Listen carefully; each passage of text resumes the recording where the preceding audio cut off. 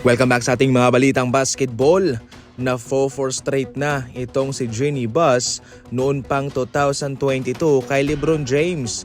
Ayon sa report mismo galing kay Baxter Holmes ng ESPN, itong si Jeanie Buss ay hindi na nagugustuhan na kung ano ang impluensya nitong si LeBron at ng kanyang agent na si Rich Paul ng Clutch Sports patungkol sa Lakers, na tila mas malaki pa ang kanilang impluensya kumpara sa kanya.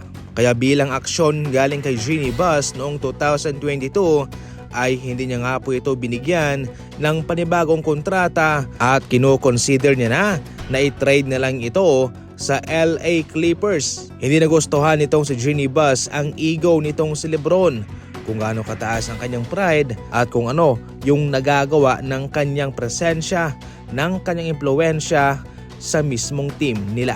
Sa ngayon mga idol ay nasa Lakers pa naman itong si Jeanie Buss, pero hindi na nga siya ang may pangkabuang kontrol kundi si Mark Walter na.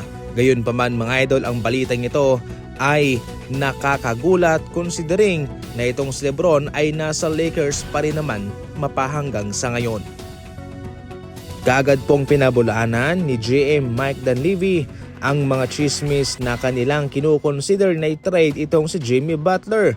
Kaagad po itong sinat down ni Mike Dunleavy mga idol na wala po itong kabuluhan, at sa totoong araw ay nakikita niya itong si Jimmy na makakatulong pa sa kanila sa susunod na season sa kung paano ang naging impact niya nung ito'y kanilang nakuha galing sa Miami Heat.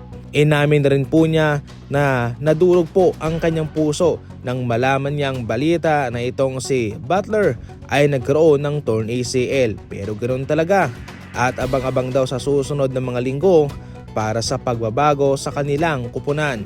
Hindi naman na ito malaki pero meron silang gagawin para syempre mapunan itong naiwang butas ni Butler sa kanilang kupunan.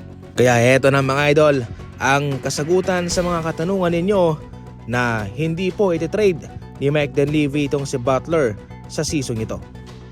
Mas marami pang na-impress sa kay Max Christie sa kanyang ginawa laban sa Knicks.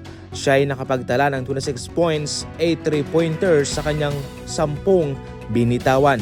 Kung sa Lakers ay hindi po nabibigyan ng rotation minutes itong si Max Christie, ngayon po sa Dallas Mavericks ay binibigyan siya ng mas mahabang exposure. Sa ngayon ay nasa ika-12 posisyon itong Dallas Mavericks. Sa labas po yan ng play-in tournament. Pero kung magpapatuloy po ang kanilang mga panalo, ay tsak na meron pa silang chance na makapasok sa play-in at baka sila ay seswertehin at makapasok din sila sa playoff. Walang mawawala para sa Dallas Mavericks kung sila ay malalaglag man. Alam nila yan, pero kung sakaling sila ay makakapasok sa play-in, tsak na lalong gaganahan pa sila sa susunod na mga laban nila.